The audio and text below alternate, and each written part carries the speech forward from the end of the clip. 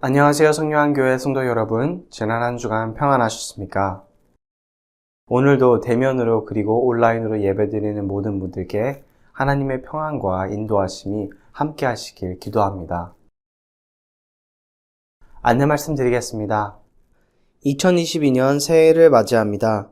하나님의 은총이 모든 성도들의 가족 위에 풍성히 임하기를 기도합니다. 제1차 정기 임원회가 1월 23일 오후 2시 반에 줌으로 열립니다. 줌 정보는 추후에 알려드리도록 하겠습니다. 개인별 헌금 봉투를 올해는 사용하지 않겠습니다. 팬데믹 상황이라 효과적이지 않은 듯 합니다. 2022년 달력을 매 주일 오후 1시경 교회에 오시면 받아가실 수 있습니다. 이 시간 거룩하고 자비로우신 하나님의 임재를 기대하며 예배를 드리도록 하겠습니다.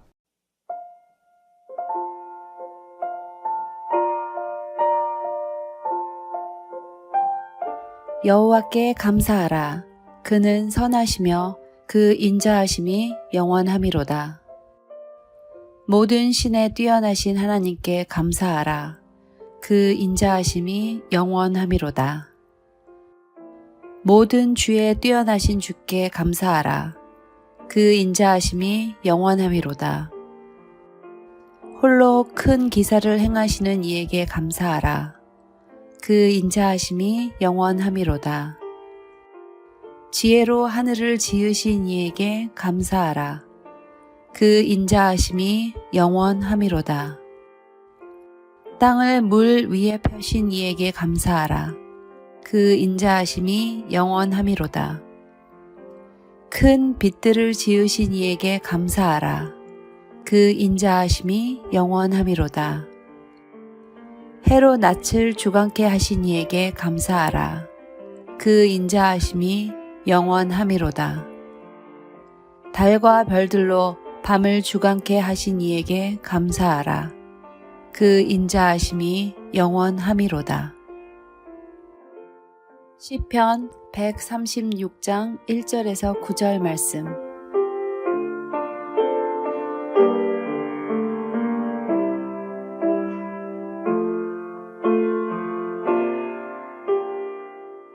사도신경으로 신앙 고백하시겠습니다. 전능하사 천지를 만드신 하나님 아버지를 내가 믿사오며 그 외아들 우리 주 예수 그리스도를 믿사오니 이는 성령으로 잉태하사 동정녀 마리아에게 나시고 본디오 빌라도에게 고난을 받으사 십자가에 못 박혀 죽으시고 장사한 지 사흘 만에 죽은 자 가운데서 다시 살아나시며 하늘에 오르사 전능하신 하나님 우편에 앉아 계시다가 저리로서 산자와 죽은 자를 심판하러 오시리라. 성령을 믿사오며 거룩한 공예와 성도가 서로 교통하는 것과 죄를 사하여 주시는 것과 몸이 다시 사는 것과 영원히 사는 것을 믿사옵나이다. 아멘.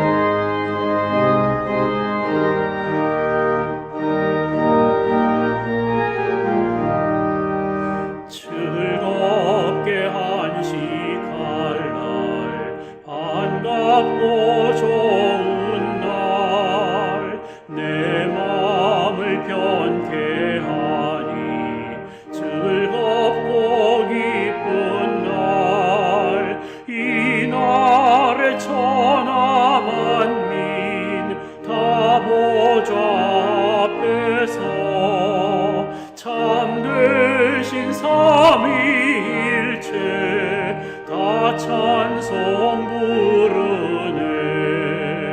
이 날에 하늘에서 새 양식 내리네.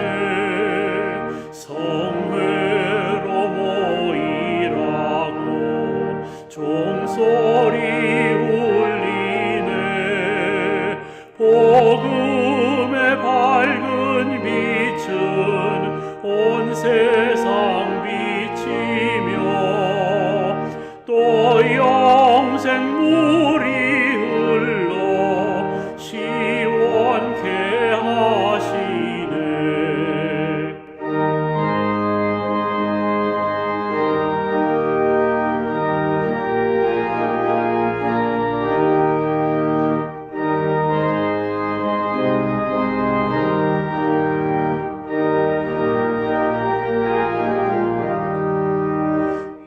이주일 지킴으로 새 은혜 입어서 영원히 쉬는 곳에 다 올라갑시다.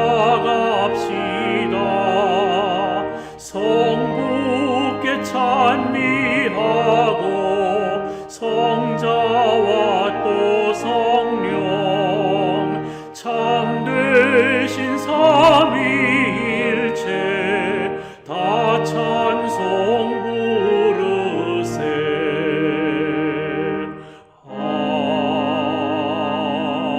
아멘.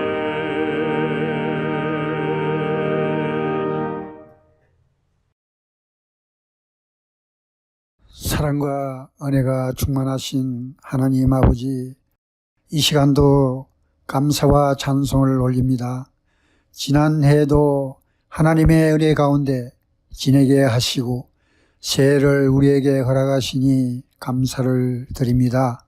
돌아보면 무엇 하나 주님의 은혜가 아닌 것이 없건만 불평하고 조그만한 시험에도 낙심하며 살았던 지난해는 마치 광야를 지나던 백성 같은 부끄러운 모습이었습니다. 그래서 새해를 맞는 우리의 마음은 설레임보다 죄송스러움과 또다시 부끄러운 모습으로 살지는 않을까 하는 두려움이 앞섭니다. 주님, 이 새해 아침 우리의 가슴 속에 새로운 소망과 새로운 결심이 생기는 것은 다시 한번 시작할 수 있도록 힘주시며 격려해 주시는 우리 하나님께서 계시기 때문임을 믿습니다. 저희들을 붙들어 주셔서 새해는 더 진실하고 열심으로 주님의 뜻을 쫓아 충성하는 해가 되게 하소서. 받은 것에 매달려 살던 우리의 모습이 베풀고 나눔으로 더 큰 기쁨을 누리는 성숙한 모습으로 변하게 하여 주옵소서. 세상에 의해 영향을 받는 삶이 아니라 주님 주시는 능력으로 세상을 변화시킬 수 있는 삶을 살게 하옵소서. 이제 이 시간 후로는 좀 더 열심히 주님을 사랑하기 원합니다. 이 한 해는 좀 더 주의 뜻을 기리며 기쁨으로 살게 하옵소서. 이제부터는 하나님의 말씀에 충성하며 세상에서도 주께서 맡기신 일을 잘 감당하고 주의 은총 속에 살면서 형제와 이웃을 돕고 사랑하며 살게 하옵소서. 그리하여 작은 그리스도인이지만 우리가 가는 곳마다 주의 빛과 영광이 드러나게 하옵소서. 우리가 하는 일마다 주의 역사가 함께 일어나게 하시고 주께서 주시는 능력으로 모든 일들을 감당함으로써 설레임과 기대를 가지고 일하게 하옵소서. 모든 성도들에게 영혼이 잘됨같이 범사에 잘되게 하시고 생활 속에 감사가 넘치게 하옵소서. 하나님, 특별히 세우신 주의 사자에게 능력을 다하시고 날마다 말씀과 성령으로 충만케 하셔서 주의 몸된 교회를 지키시며 성도들을 인도하기에 조금도 부족함이 없게 하옵소서. 세례를 시작할 때 이 감격과 결심으로 올 한 해를 지나게 하옵소서. 이 한 해를 살아가는 동안 주님의 선한 손길이 저희들과 함께 하시기를 원하옵나이다. 이 모든 말씀 예수님 이름으로 기도드렸사옵나이다. 아멘.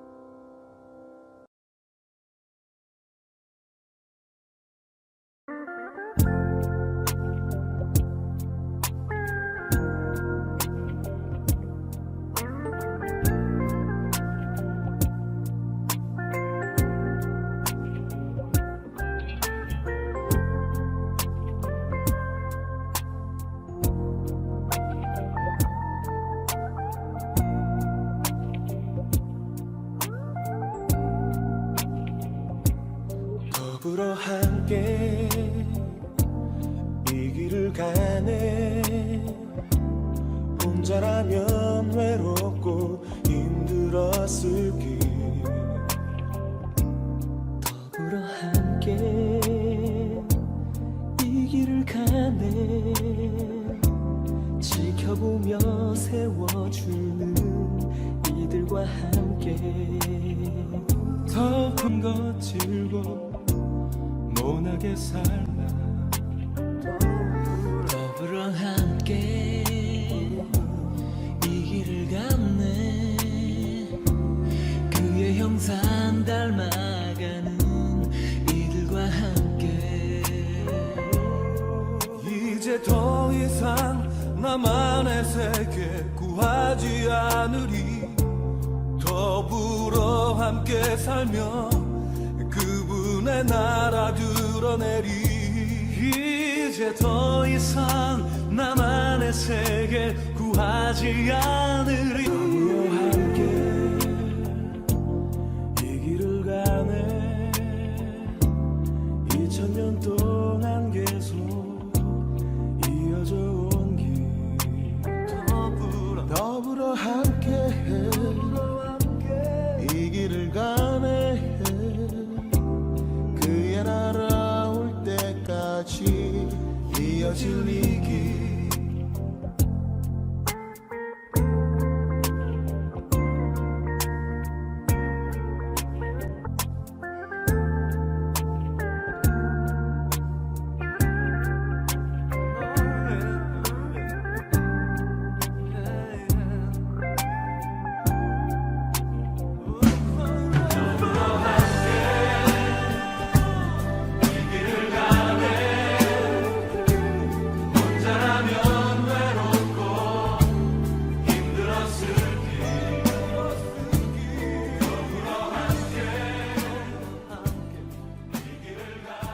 여러분 안녕하십니까? 지난 일주일 동안 편안히 잘 지내셨습니까?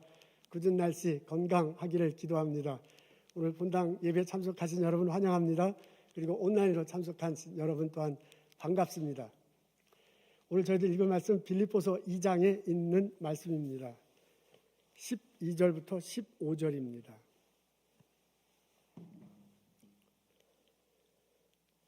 제가 읽겠습니다. 그러므로 나의 사랑하는 자들아, 너희가 나 있을 때뿐 아니라 더욱 지금 나 없을 때에도 항상 복종하여 두렵고 떨림으로 너의 구원을 이루라. 너희 안에서 행하시는 이는 하나님이시니 자기의 기쁘신 뜻을 위하여 너희에게 소원을 두고 행하게 하시나니 모든 일을 원망과 시비가 없이 하라. 이는 너희가 흠이 없고 순전하여 어그러지고 거스리는 세대 가운데서 하나님의 흠없는 자녀로 세상에서 그들 가운데 빛들로 나타내며. 아멘.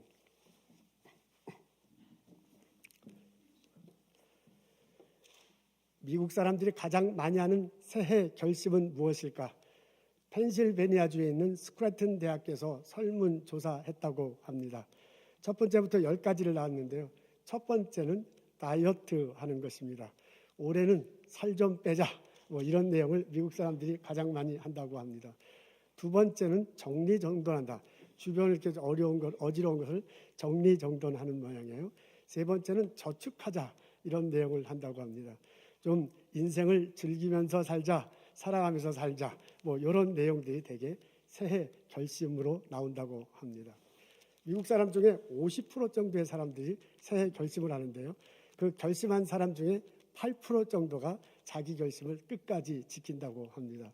8%, 생각보다 참 많네요. 하여간 50%의 사람들이 결심하는데 그 중에 결심한 사람 중에 8%는 내가 생각할 때 상당히 높은 듯 합니다. 어떻습니까, 여러분? 2022년 새해를 맞습니다. 올해 여러분들의 새해 결심은 무엇입니까? 오늘 저희들은 빌립보서 2장에 있는 말씀을 읽습니다. 빌립보 교회에 하나님이 바울을 통해서 전해준 말씀이에요. 이것을 읽어보면 새해 결심으로 신앙인으로서 새해 결심으로 삼을 만한 권면이 나옵니다. 너의 구원을 이루라 라고 하나님이 바울을 통해서 말해줍니다. 그리고 그 너의 구원을 이루는 것을 어떻게 할 수 있는지 세부 사항을 13절에 밝혀줍니다. 우리 앞에 있는데 다 같이 한 목소리로 읽겠습니다. 시작. 너의 안에서 행하시는 이는 하나님이시니 자기의 기쁘신 뜻을 위하여 너희에게 소원을 두고 행하시게 하시나니. 이겠습니다. 이 한 문장인데 앞부분에는 이렇게 적혀 있네요. 너의 안에서 행하시는 이는 하나님이시니. 하나님이 내 안에 계셔서 무엇인가 하나님이 행하신다고 합니다. 우리가 십자가 다시고 부활하신 예수님을 믿을 때 구원을 받습니다. 마음으로 믿고 입으로 시인할 때 구원을 얻습니다. 그때 하나님이 성령의 모습으로 내 안에 들어와서 나에게 계신다고 우리는 고백합니다. 그 하나님이 내 속에 서서 무언가를 행한다고 합니다. 자기의 기쁘신 뜻을 위하여 내 안에 계신 하나님이 뜻을 갖고 있답니다. 그런데 그 뜻을 어떻게든지 행하시는 거죠. 그 뜻은 1차적으로 나를 향한 뜻일 것입니다. 하나님께서 나에게 구원을 베풀어 주시고 나에게 구원을 베풀어 주시고 나의 삶에 대한 계획하심과 인도하심이 있습니다. 그 예수님과 함께 더불어 살아갈 때 내 삶 속에 은혜가 임합니다. 그런 그런 뜻이 있을 것입니다. 그 뜻은 또한 나를 통해서 세상을 향한 뜻이 될 것입니다. 나를 통해서 예수님이 전해지길 원합니다. 세상에 있는 사람들이 예수와 더불어 예수님을 믿고 예수님과 함께 살아가기를 원해요. 이 세상이 하나님 나라가 되고, 그리고 이 세상, 이 세대 모든 사람들이 하나님이 주시는 은혜를 누리시기를 원합니다. 이런 내용들이 이 하나님의 뜻 안에, 하나님께서 세운 뜻 안에 있을 것입니다. 근데 그 하나님이 이 뜻을 어떻게 실행하냐면, 내 안에 있는 하나님의 뜻이 있는데요. 이 뜻을 어떻게 실행하냐면 너희에게 소원을 두고 실행한답니다. 그러니까 너희는 나죠, 우리죠. 나에게 소원을 두고 실행을 한다고 해요. 우리 마음속에 소원, 여기 지금 소원이라고 나왔는데 세 번역에는 염원이라고 이렇게 적혀 있네요. 꿈, 희망, 열망, 이렇게 번역해도 될 듯 합니다. 우리 마음속에는 그런 소원, 꿈, 희망, 열망 같은 것도 있는데요. 그것을 하나님이 내 안에 있는 열망에 영향을 준대요. 그래서 하나님의 뜻이 내 뜻이 되도록 하나님의 뜻을 품고 살아가도록 소원을 우리에게 주신다고 합니다. 우리가 마음속에서요, 하나님 뜻대로 살고 싶어하는 마음이 있습니다. 하나님의 뜻을 실천함을 통해서 하나님을 기쁘게 하고 싶은 마음, 열망이 있습니다. 하나님의 선하심이 내 속에서 드러나고요, 하나님의 선하심이 이 땅에 실천돼서요, 이 나라가 하나님 나라가 되고자 하는 꿈이 있습니다. 그런 마음을 하나님께서 내게 심어 주신다고 합니다. 그러므로서요, 그것을 가지고 내가 실행하는 거죠. 근데 내가 실행하는 것 같은데 실제로는 하나님이 나를 통해서 실행하신다라고 이렇게 말하고 있습니다. 그래서 하나님이 주신 뜻을 실천하고자 하는 열망 속에서 나오는 에너지로 우리가 우리들의 삶을 살아가게 됩니다. 우리가 이렇게 신앙생활 한다면 종단에서 얘기하면 내 안에 계신 하나님의 뜻이 곧 내 뜻이 될 거야. 그 하나님이 내 뜻을 주도하면서 나의 삶을 이끌어 가게 될 것입니다. 그 하나님 뜻 안에서 나의 삶이 결정이 돼요. 그 하나님 뜻 안에서 나오는 에너지로 내가 이 세상을 살아갈 수 있게 됩니다. 이런 과정에서 생기지는 나의 삶 속에서 사람들과의 관계 속에서 시비와 원망이 없어진다고 합니다. 이렇게 내 삶을 살아가는 결과를 통해서 이 세대가 구부러지고 뒤틀렸는데요. 구부러지고 뒤틀린 세대가 평평하게 펴진다라고 이렇게 알려주고 있습니다. 그러면서 하나님이 바울을 통해서 이렇게 사는 것이 하나님 뜻에 내 뜻을 맞춰서 살아가는 것이 구원을 이루는 것이다 라고 우리에게 가르치고 있습니다. 빌립보 교인들에게 전해준 이 말씀을 묵상하느라면 2022년 새해를 살고자 하는 우리들에게 하나님의 목소리가 들립니다. 2022년 새해 하나님의 뜻을 마음에 품고 그 뜻과 내 뜻을 일치시키면서 살아가거라. 2022년 새해 하나님의 뜻에 묻혀서 그것을 붙들고 새해를 살아가거라 하는 음성을 들을 수 있습니다. 이 음성에 아멘으로 대답하며 2022년 새해를 살아가는 나와 여러분 되시기를 주님의 이름으로 축원합니다. 아멘. 이렇게 하나님 말씀을 읽고 해석하고 묵상하는데 실제로 이 말씀대로 우리들 삶을 살아가기는 참 녹록지 않습니다. 옛날 한국에 유행하는 가사 중에 내 마음 나도 모르라는 그런 유행 가사가 있었는데 그게 진짜 현실의 나를 정확히 반영합니다. 내 마음을 나도 잘 모르는 게 현실입니다. 본문 속의 문장을 보면요, 이 13절의 핵심 문장인데 이 핵심 문장의 주체는 하나님이야. 하나님이 내 안에 계셔서요, 하나님의 뜻을 내 소원으로 삼게 하고요, 그리고 그 소원대로 내가 행하게 한다는 거예요. 하나님의 뜻과 내 뜻이 일치하면서 살아가도록 이렇게 하나님께서 해 주신다는 것입니다. 근데 이걸 성경을 읽고 묵상할 때는 참 아멘으로 그게 우리에게 다가오는데 실제로 우리들 삶을 비추어 보면 이게 아멘으로 실천하기가 참 쉽지 않습니다. 13절을 읽고 묵상하고 막 이렇게 하다 보면 하나님이 선명하게 이렇게 딱 보여. 하나님이라는 단어가. 근데 우리 현실에 어떻게 적용할까를 이렇게 보면 하나님이라는 단어는 슬그머니 이렇게 사라지고요. 또 다른 단어가 이렇게 슬그머니 나타나. 하나님 대신에. 그게 뭐냐면 나잖아요. 나 자신이야. 그래서 내가 적어놨어, 솔직하게. 내 안에서 행하니는 나 자신이야. 그래서 나의 기쁘신 뜻을 위하여 나에게 소원을 두고 나를 하여금 행하게 한다라는 게 솔직한 우리들의 상황입니다. 우리들 예수를 그리스도로 믿을 때 하나님이 성령의 모습으로 내 안에 계신다고 우리들 고백해. 그래서 우리가 이렇게 주일날 예배드려. 온라인으로 교회를 향해서 우리가 한 마음으로 예배를 드려요. 하나님 내 안에 성령의 모습으로 계셔. 근데 이게 내 마음을 집으로 얘기한다면 하나님이 내 마음의 집에 계시긴 계시는데요, 내 마음의 집에 저 구석방에 있는 거야. 새방살이 하는 거야. 내 마음의 집에 안방은 누가 있느냐? 나 자신이 있는 거예요. 그래서 내 자신이 딱 안방에 있어갖고 하나님 계시는데 내가 안방에 있어서 나의 기쁘신 뜻을 위하여 내가 내 소원을 두고요, 내 소원대로 행하게 하는 나 자신의 모습을 볼 수 있습니다. 여러분 어떻습니까? 오늘 본문 말씀을 묵상하면서요, 솔직히 내 삶을 비추어 볼 때 나는 어떻습니까? 하나님이 내 속에 계신 그 하나님이 나의 삶의 주체가 돼서 그분의 기쁘신 뜻이 나의 소원과 일치하고 그래서 내가 삶을 살아갑니까? 아니면 하나님은 계시죠. 근데 내 마음에 저 새방살이 하시고 내 마음의 안방은 내가 차지하고요, 나의 기쁘신 뜻을 위해서 내게 소원을 두고요, 그리고 내가 인생을 살아갑니까? 요즘 우리들은 주체적인 자아라는 데 많은 관심을 갖고 있습니다. 내가 나 자신을 바라보는 것입니다. 내가 나 자신을 건강하게 바라보고 내가 나로 살아가는 것입니다. 내가 어떤 일에 부딪혔을 때 그것을 고민해요. 그리고 그것에 대해서 결정하고요. 행동에 옮깁니다. 그 행동에 옮긴 결과에 대해서 내가 책임지는 거야. 내 인생은 나의 것이에요. 나가 주체적으로 살아갈 때 결국 그것이 건강한 내가 된다라고 그렇게 생각하는 것입니다. 이렇게 되면요. 남들과 이렇게 별로 비교할 필요가 없어요.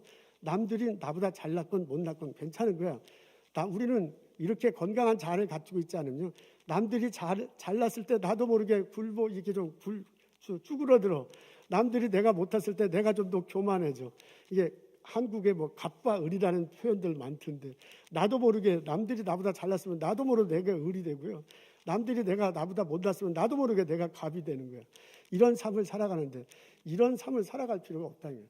주체적으로 나는 살아가고 나를 사랑하고 건강한 나의 모습을 저 사람도 저 사람의 삶을 살아가는 것이 좋겠다라는 그런 내용입니다. 그렇게 될 때 내가 의미 있게 살고 그렇게 될 때 내 삶의 과정이 활력 있게 되고 그 결과로 우리는 풍성하게 살아갈 수 있다는 주장이야.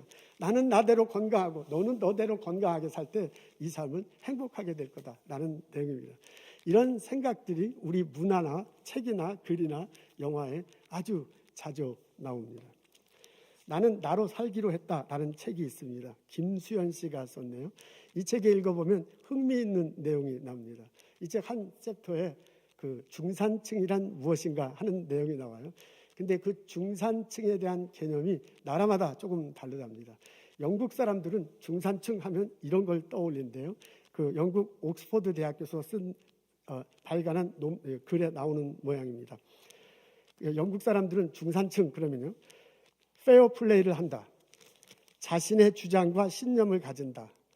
약자를 두둔하고 강자에 대응한다. 이런 가치관을 가지고 살아가는 사람이 영국 사회에서 중산층이다. 이런 내용입니다. 프랑스 사람들은 어떻게 생각하는가? 폼피두 대통령이 삶의 질이라는 글을 썼는데 그 글 안에 나오는 내용이라고 합니다. 프랑스 사람들은요. 외국어 하나 정도를 구사하며 폭넓은 세계 경험을 갖춘 사람, 한 가지 이상의 스포츠를 하고 한 가지 이상의 악기를 다루는 사람, 사회봉사단에 참여해서 다른 사람을 돕는 사람, 그러니까 이런 가치관을 가지고 살아가는 사람이 프랑스에서 중산층이다. 이런 내용입니다. 그러면 한국 사람들은 어떻게 한가? 한국 사람들이 생각하는 중산층은 무엇인가? 연봉 정보 사이트, 연봉이라는 게 그 셀러리잖아요. 그 정보 사이트에서 직장인 대상에, 회사에 다니는 사람들 대상이니까 뭐 한계가 있을 줄은 있겠지만 어쨌든 직장인 대상으로 조사를 해봤답니다. 그랬더니 한국의 보통 직장인이 생각하는 중산층은 이런 거예요. 부채 없는 아파트 평수 30평. 30평이면 우리 미국식으로 한 투베드룸 좀 더 나요. 뭐 잘 모르겠는데. 근데 이게 모기지가 없어야 돼. 그렇게 되는 거죠. 그다음에 또 하나는 월급이 500만 원 이상.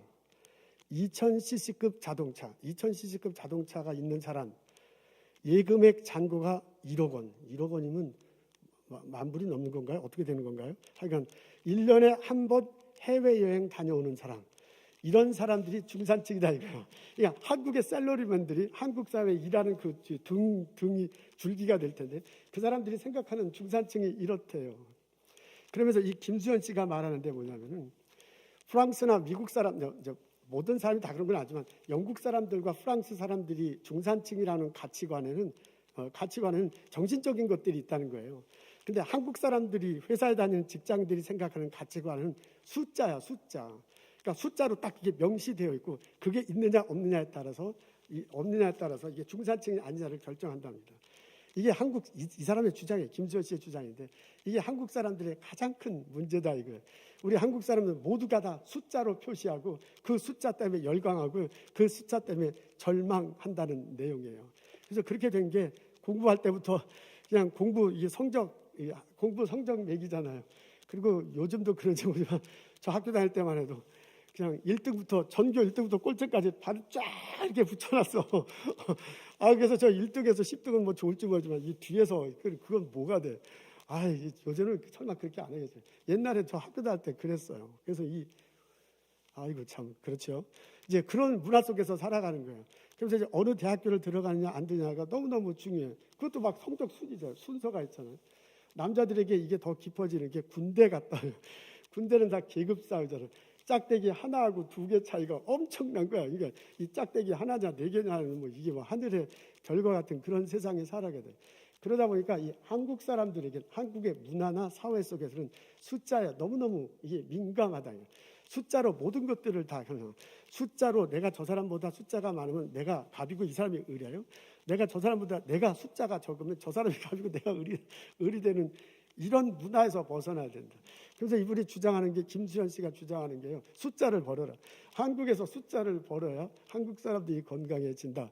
그래서 자기 자신을 온전히 살아가고 자기와 더불어 살아간다는 게 이분의 주장입니다.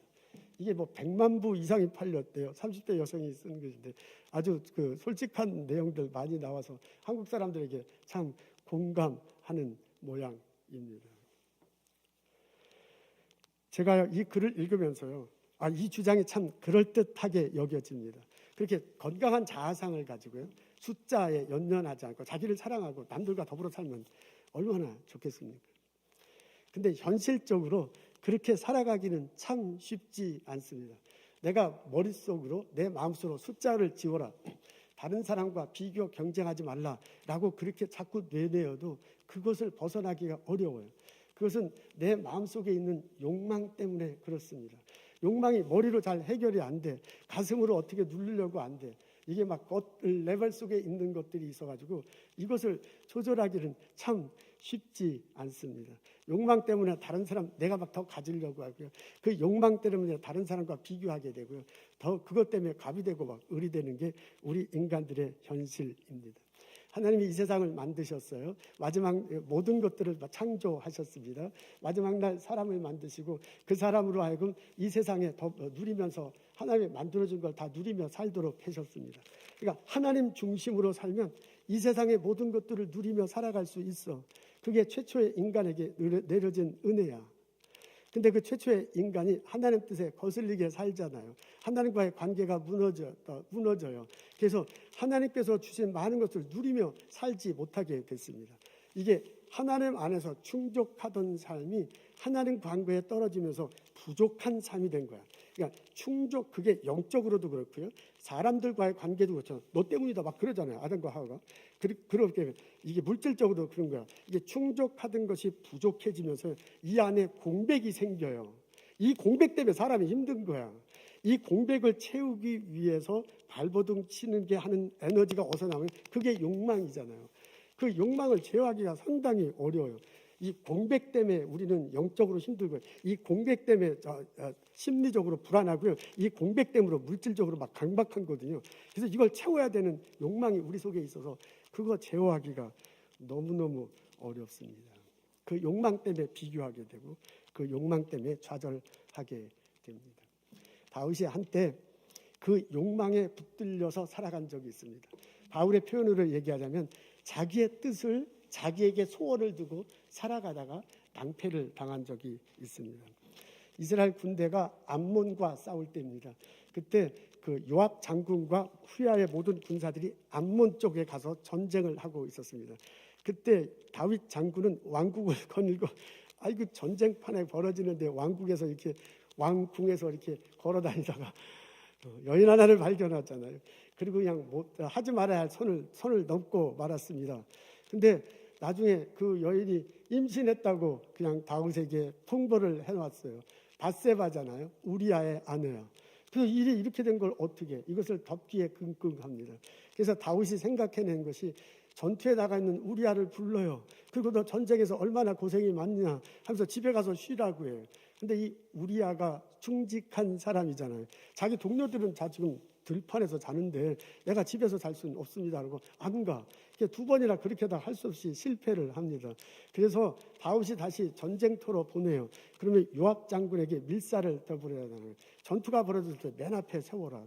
이 우리아는 충실한 군사였어요. 이스라엘 사람을 위해서요. 이스라엘 나라를 위해서 다윗을 위해서요. 전투에 벌어졌어요. 명령을 따고 제일 앞에 섰어요. 그리고 성으로 진격하다 성 위에서 내려오는 화살을 맞고 그냥 돌아가셨어. 참 억울한 죽음이죠.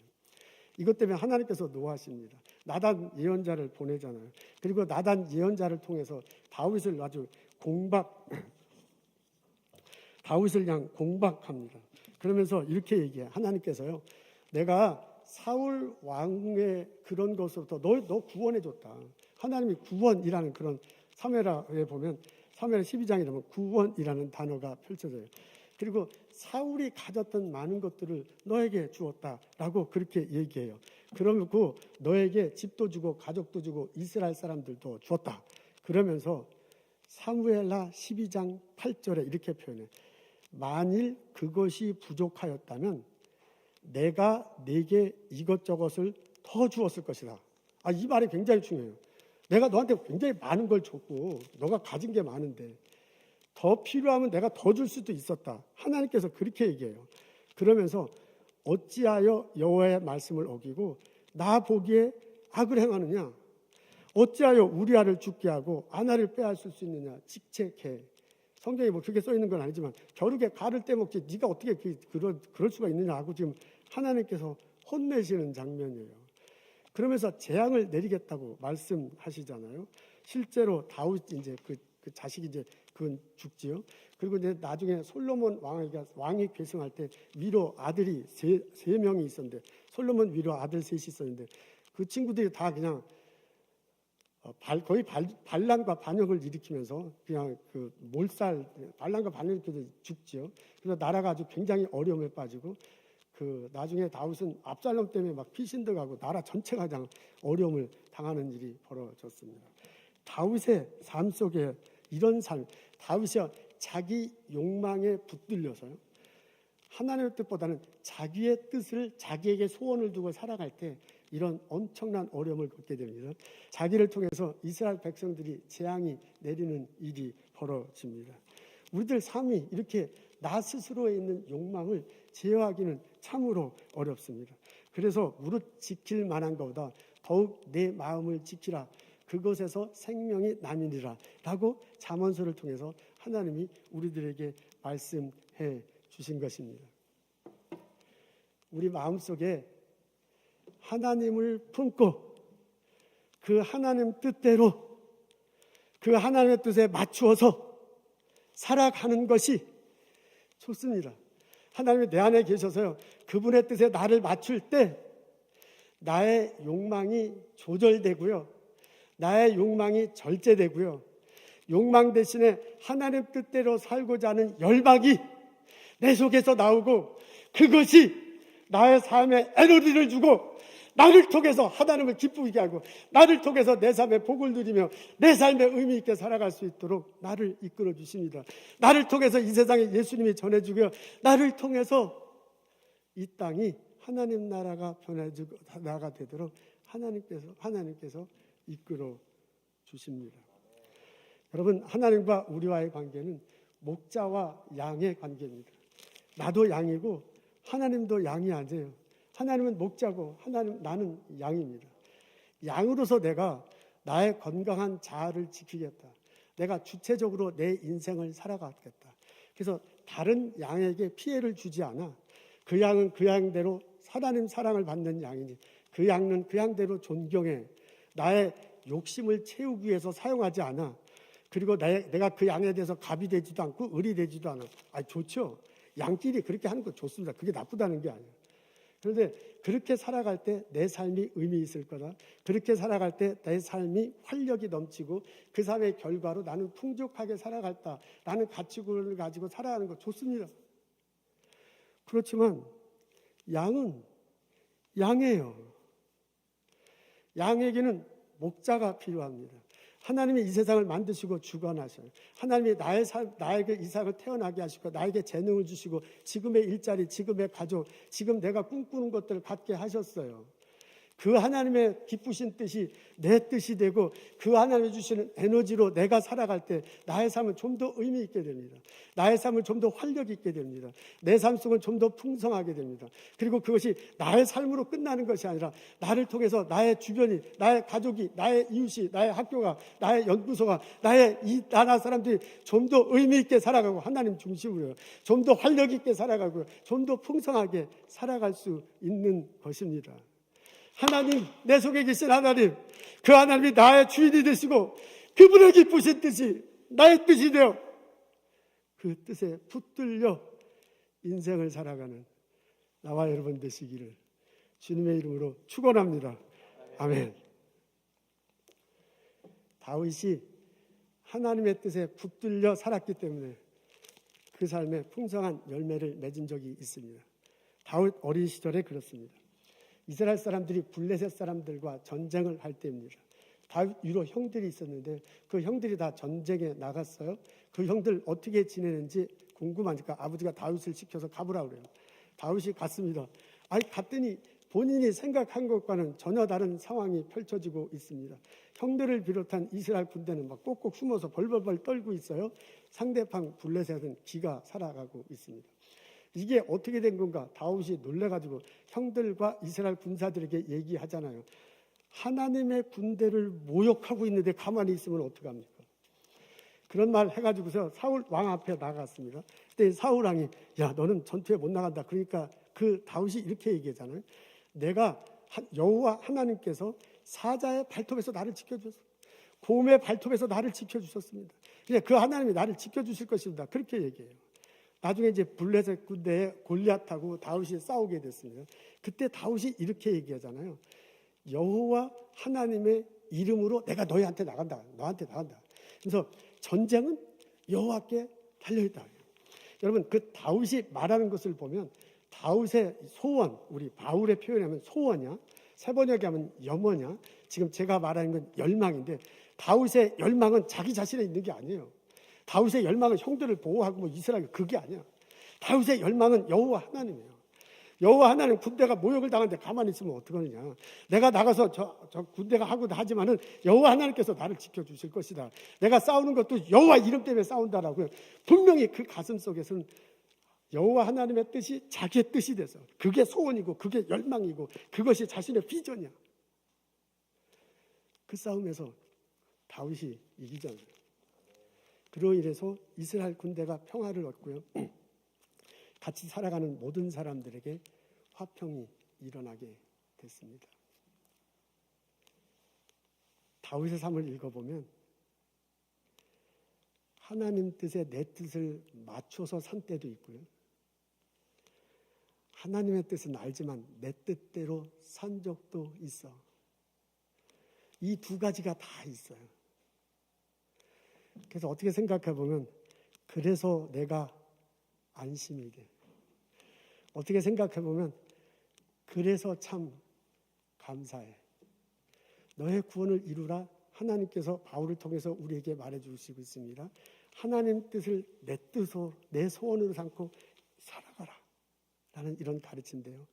그렇게 정말 하나님 뜻대로 살 때도 있지만 내 뜻대로 살아간 적도 있잖아요. 2022년 새해를 맞습니다. 여러분 2022년 새해를 어떻게 살아가시겠습니까? 하나님 뜻을 내 뜻에 맞춰서 하나님의 뜻에 열망을 가지고 살아가겠습니까?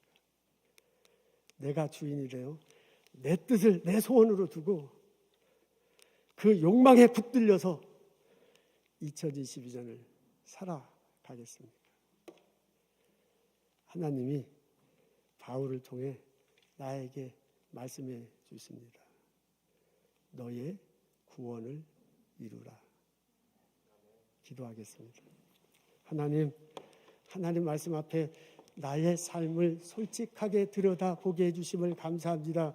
하나님이 내 삶의 내 마음속의 주인이고 그 하나님의 기쁘신 뜻이 내 소원이고 그 소원에 붙들려서 살아가지 못하는 나 자신을 발견합니다. 회개합니다. 하나님 용서하옵소서. 이제 2020년 새해를 맞았을 때 내 마음속에 정말 하나님을 주인으로 삼고 하나님의 기쁘신 선한 뜻이 내 소원이 되게 하시고 그 뜻에 붙들려서 인생을 살아갈 수 있도록 인도하옵소서. 나의 삶 속에 주님의 선하심이 드러나며 나를 통해서 이 땅이 하나님 나라가 되고 나와 이웃들 모두가 다 주께서 주시는 은혜를 누리며 살게 하옵소서. 하나님, 내가 2022년 의미 있게 살고 싶습니다. 내가 2022년 활력 있게 살고 싶습니다. 내가 2022년 풍성하게 살고 싶습니다. 그 복을 저희들에게 허락하옵소서. 예수님 감사합니다. 예수님 이름으로 기도합니다. 아멘.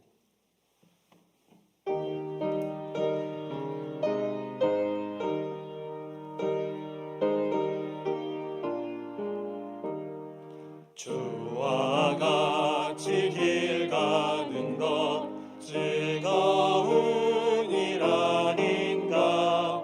우리 주님 걸어가신 발자취를 밟겠네. 한 걸음 한 걸음 주 예수와 함께 날마다 우리 걸어가리. 어린아이 같은 우리 미련하고 약하나 주의 손에 이끌리어 생명길로 가겠네. 한 걸음 한 걸음 주 예수와 함께 날마다 우리 걸어가리.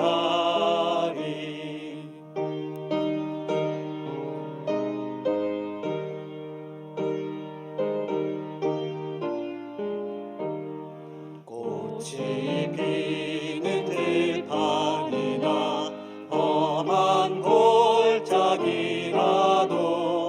주가 인도하는 대로 주와 같이 가겠네. 한 걸음 한 걸음 주 예수와 함께 날마다 우리 걸어가리.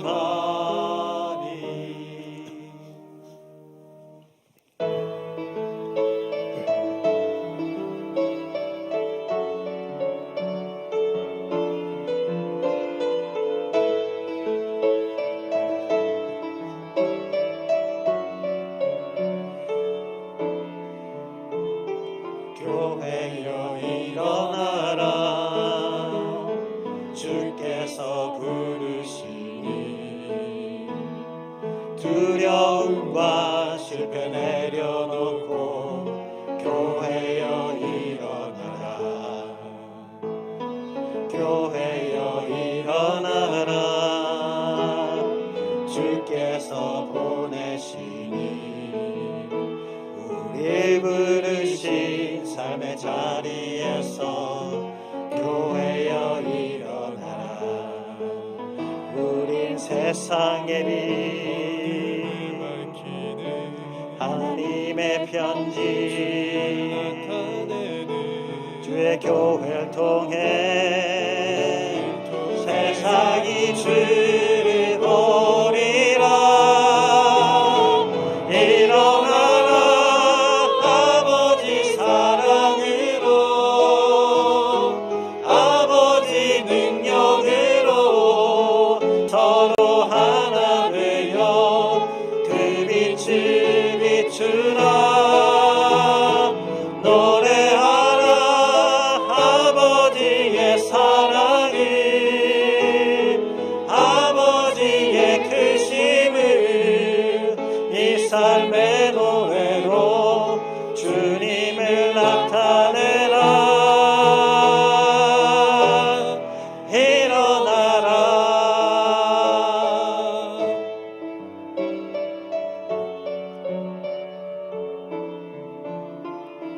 교회여 일어나라.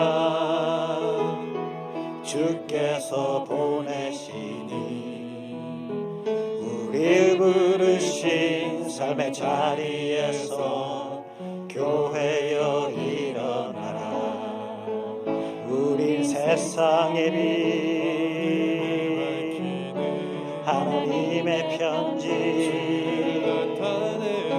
주의 교회 통해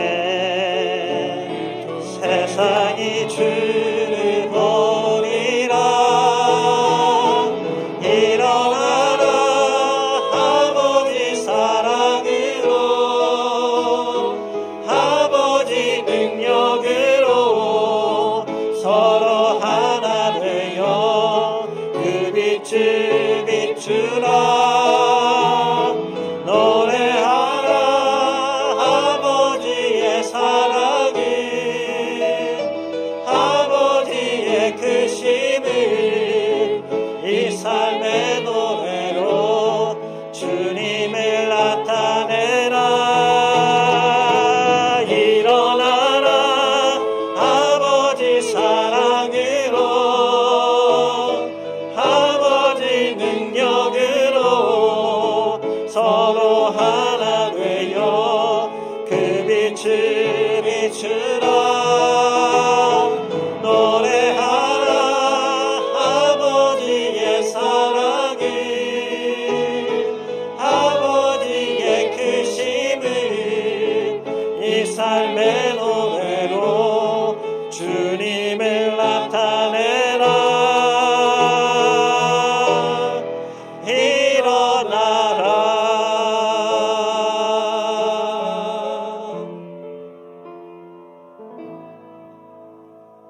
하나님, 주님 전에 나와 찬양 드리고 기도 드리고 예배 드리게 해주심을 감사합니다.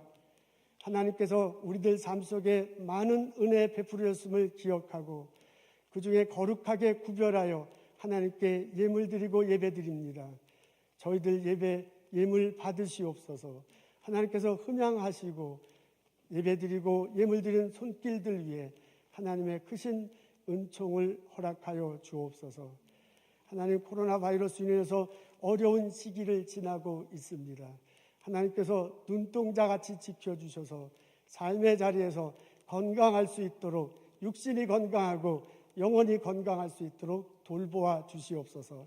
우리 자녀들 학교에서 공부하는데 선생님 말씀 잘 듣고 친구들과 사랑하며 지내며 또한 건강할 수 있도록 하나님께서 보호해 주옵소서. 스몰 비즈니스를 하면서 고군분투 신앙생활하는 성도님들 계십니다.